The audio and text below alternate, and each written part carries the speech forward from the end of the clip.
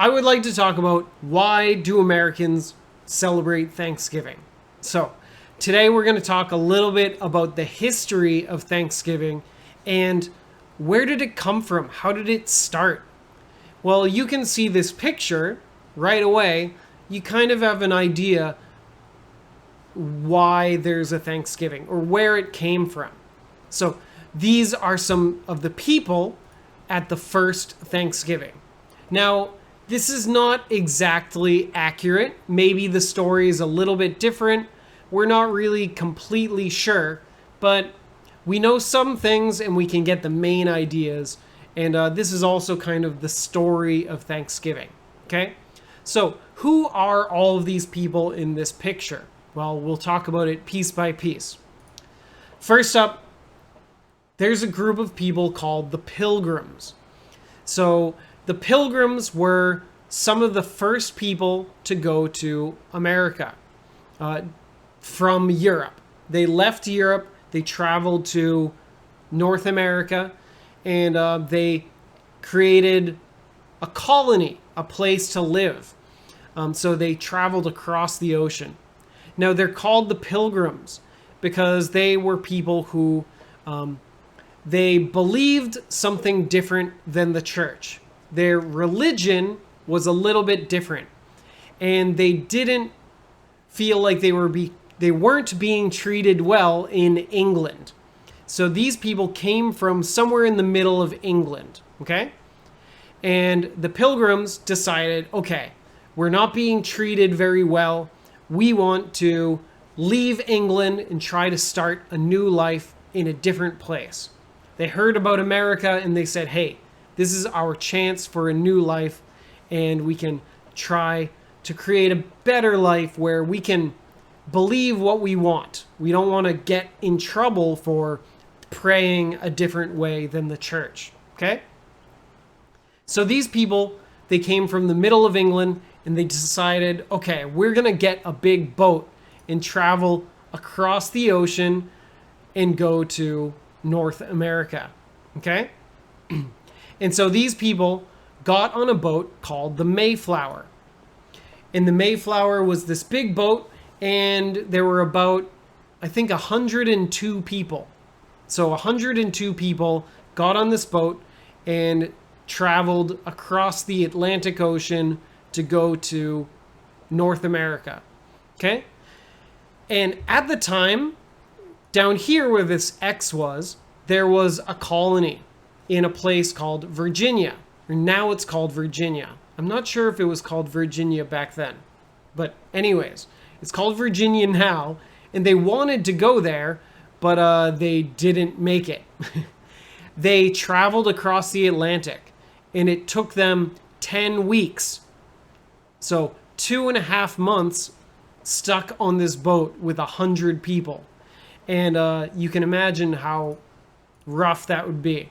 So this is what it looked like inside of the Mayflower, if I can get it to work.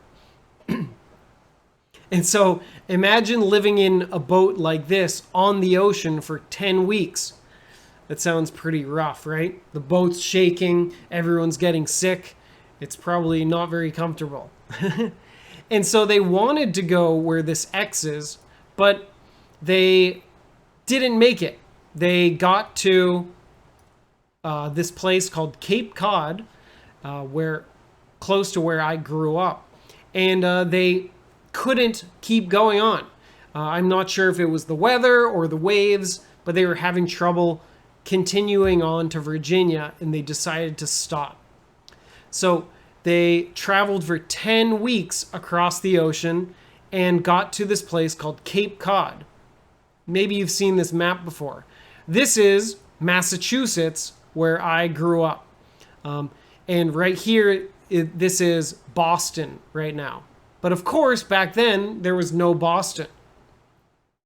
This thing right here, it looks like an arm. That's called Cape Cod. This is where I went every summer with my family. We would go to the beach on Cape Cod. And the Pilgrims, they landed at the tip of Cape Cod, and then they traveled across to a place called Plymouth. Plymouth they gave it that name, and they called it Plymouth Colony. And so they landed in Plymouth and decided, okay, this is going to be our new home. We're going to try to build homes here, try to live here. So here's a picture of them arriving in Plymouth. And this is called Plymouth Rock, which is a really famous stone in Plymouth. It's still there. And that's where people landed. And they landed there in 1620. So a long time ago. Okay? And and so the Pilgrims got there to Plymouth. And they started to try to survive. And they lived like this. They built homes close to the ocean in Plymouth. And it looks kind of nice in this photo, right?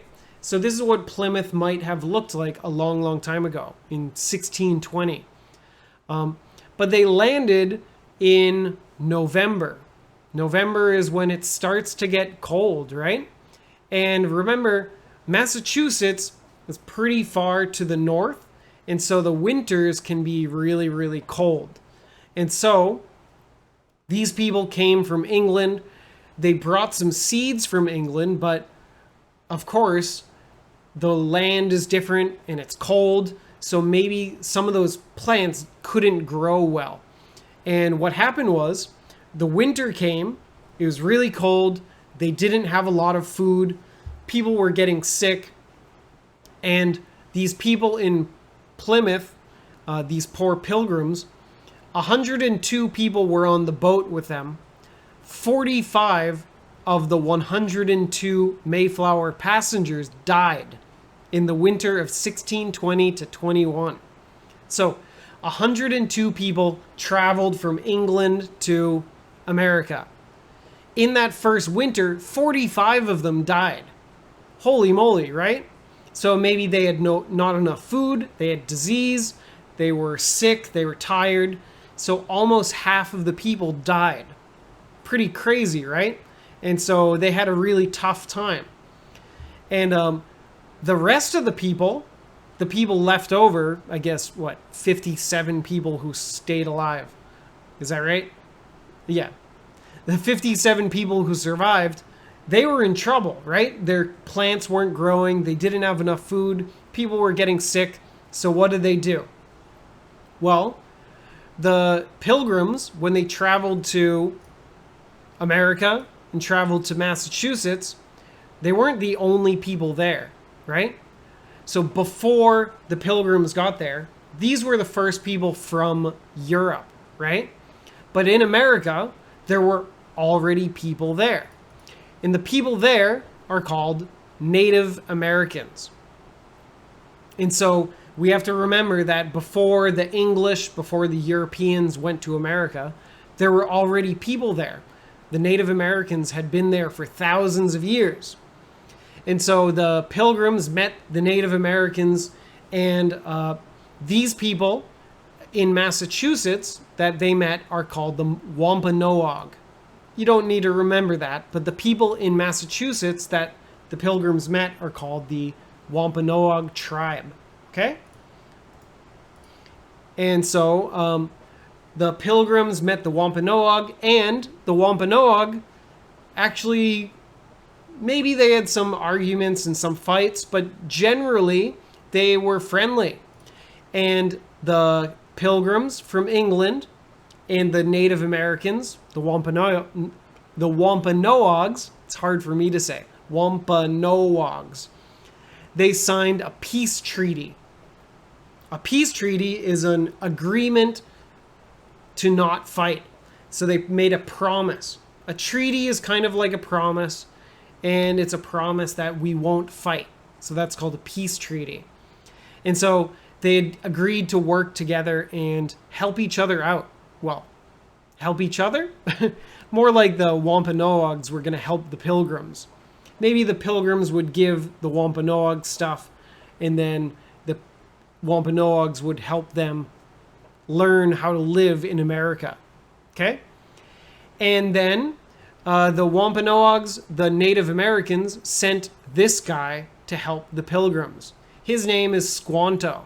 He's really famous in American history because he was the guy who basically saved the Pilgrims' lives. And Squanto, the reason he's so special is that he had learned English. What?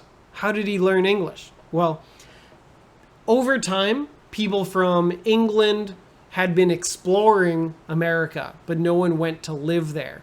So over time, some Native Americans went to England and some came back.